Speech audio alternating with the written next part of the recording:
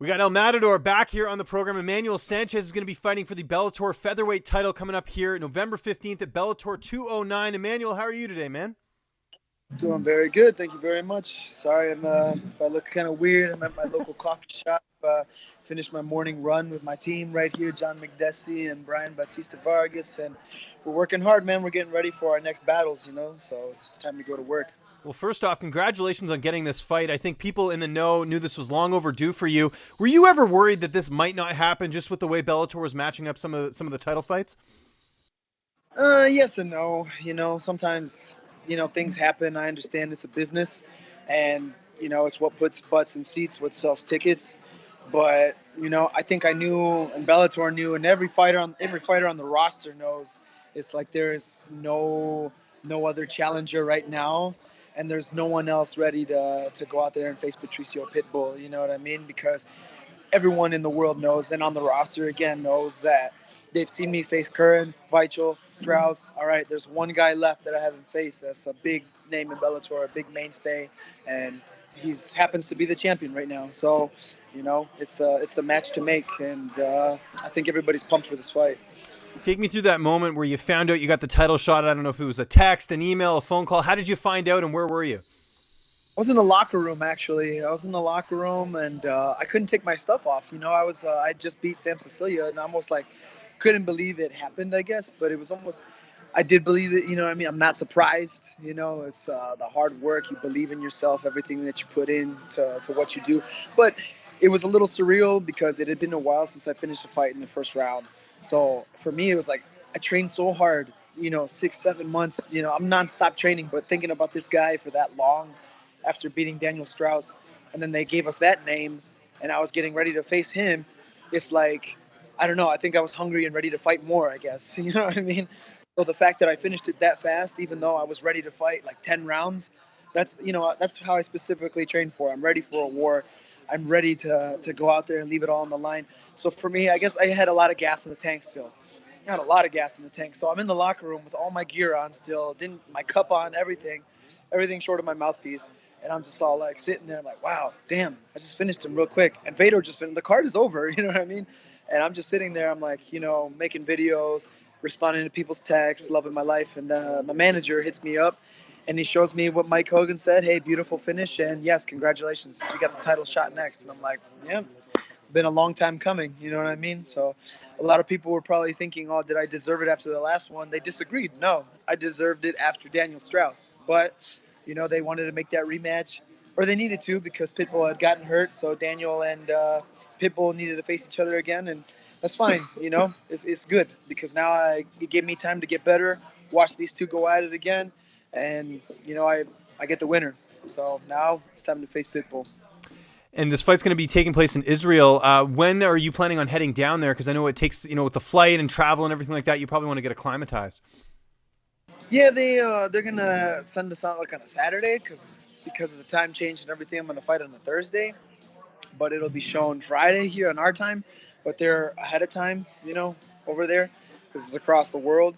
But it won't be no big deal, kind of a deal. Whether it was here on this side of the world and the other side, whatever, you know what I mean. I see it as a blessing. I get to fly across the world somewhere I've never been to before, to fight for the world title, and I'm a man of God, so it's like what even better place to be on God's holy land. So it's like I get to go out there and thank God for this opportunity and come back home with the belt. How do you feel like you match up against Pitbull in this fight? Man, I think this is a fight that a lot of people, long time coming, they've been really excited for this fight. They title or no title on the line. This is a fight that people want to see, and I think I match up very well against him. I'm excited to test my skills against his, because he's shown a lot of improvements over the years, and he's showed a lot of different things over the years, overcoming adversity, almost getting finished by Daniel, and then still close fight with Weichel before, close fights with Strauss, exciting fights with Pat Curran. So I've had the opportunity to watch him for a long time. And we've actually fought in the same card when Daniel Strauss beat him in November 3 years ago. And now, how the stars are aligning, he's going to lose his belt again in November, only now to me. And for training camp, you talked a bit about your training partners there, John McDessie. Is it just the usual guys as far as the bodies that are helping you get ready, like Rafion Stotts, Nate Jennerman, guys like that? Yes, of course. And my man Rafion Stotts got his fight coming up next in LFA I believe Houston. I want to say end of November. So my man John McDessie gonna fight Diego Cesar Ferreira, whatever, another Brazilian in December. And my man Brian Batista over here fighting another guy from Chicago over here. And then my man Jared Gordon is now a mainstay of our team along with Paul Felder, and he's getting ready to fight another tough Brazilian. So we're out. I love Brazil. I love the Brazilians, but we're going out Brazilian hunting right now. So, it's time to take care of business, and it's going all out on Brazil right now. And I'm excited. It's going to be fun, man. It's going to be fun. I got a lot of great guys. We're all getting ready right now for war, whether it be November, December, and it's time to go take care of business, So can't write a better story than that. Are you going with John Dethrone to corner him in his fight? Yes, I am. Oh, nice. Well, I'll see you again then. I'll be going to that card as well, so it should be a good one. Yeah. No. See, it's like I've become a Canadian mainstay now too. I've been all over Canada now. Now it's going to be Toronto, Calgary, Winnipeg. Next is now just Montreal. Yeah. So I'm sure that'll be after this one. So. For sure. You're at a coffee shop right now. How's the weight cut going? Getting down to 45, especially with all this traveling. I've been. A lot of people, you're going to share this, and I'm going to share this too. But I was 158 last week, so I'm loving life, man. No worries. I got my, as people know before, I got my my beautiful significant other, Stacy Blythe, does my my nutrition and meal planning, everything. For me, it's also it's not a weight cut more than anything. What I've changed my life now it's a lifestyle. It really is something that I eat, sleep, live, and breathe. And it's been maturity, Of course, I still, who doesn't? But most people don't love peanut butter, but you know what I'm saying. Like people, they got their treats, their vices, whatever. And for me, it's like, that stuff's great. But my coach Duke was telling me a long time ago, that stuff's always going to be there. The opportunity and the ability to go out there and fight for the world title, it's like a once in a lifetime opportunity. So, I'll enjoy all that stuff after. The next week after the fight will be Thanksgiving, so you already know what I'm going to be doing after that.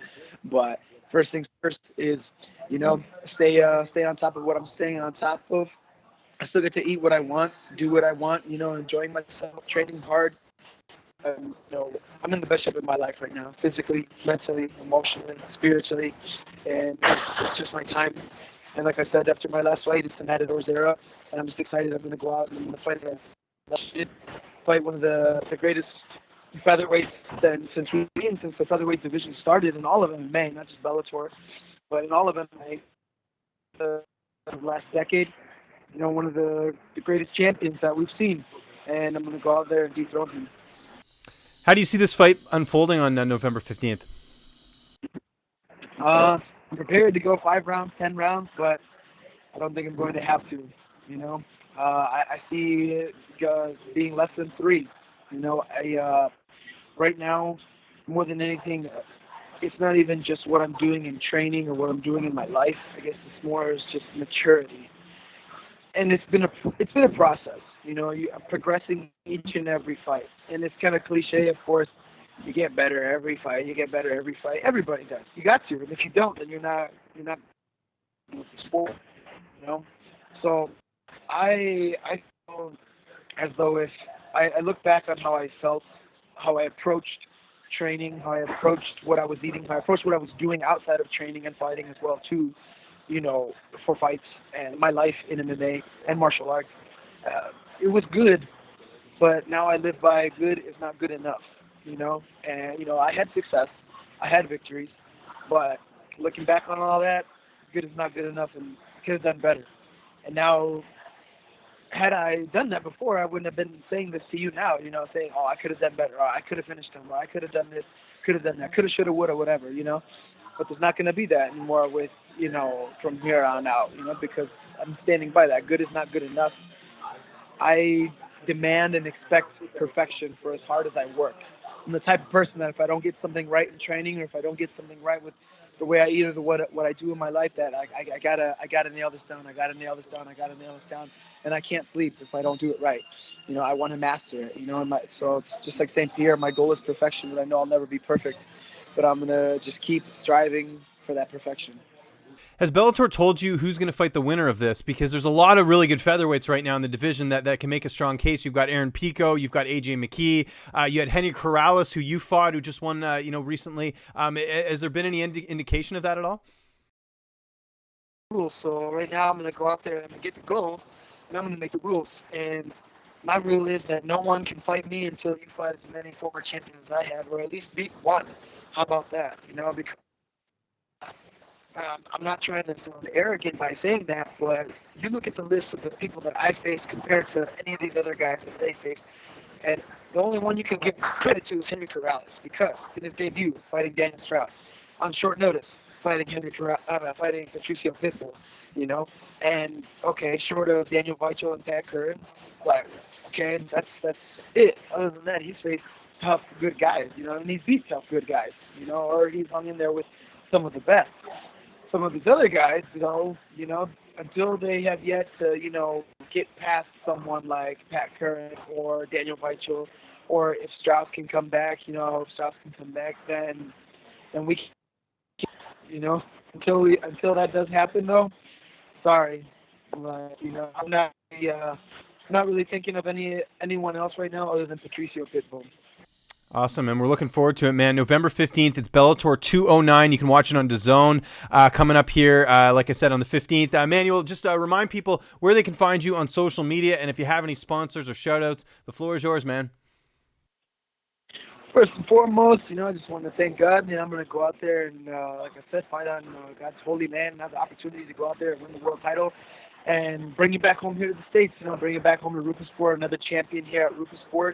And I'm just really excited, man. It's been a long time coming. For Roufusport, we haven't seen anyone since, as far as Bellator goes, since, Ben Askren, since we've had, and now it's great. We're going to have another champion here in Milwaukee, Wisconsin, here in beautiful Roufusport. So I got to thank Unparalleled Greatness. I got to thank Roufusport. I got to thank Crowd in Milwaukee, Iowa Bison, Freshman Pokey, and these are all people here, in my hood. Combat Corner, Grip Mouth Guards, Diamond MMA Cups, because these are the that really support me and that reached out to me. I didn't need to go out and ask for it.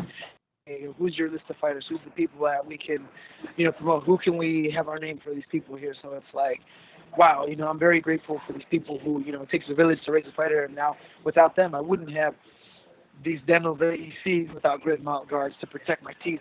Diamond MMA Cups, I wouldn't have that. I wouldn't have the Iowa Bison. I wouldn't have the people, helping me with my training, helping me with fitness, nutrition.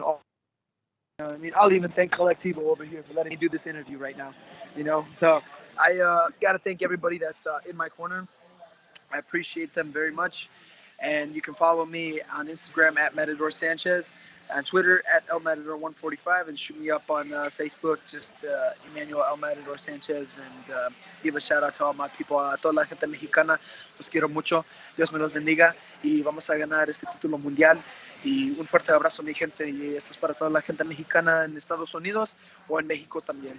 So just wanted to say that this is for all the Mexican American people in the United States. So wherever in the world there are anyone, those who have Mexican blood, I have a lot of people supporting me for this one.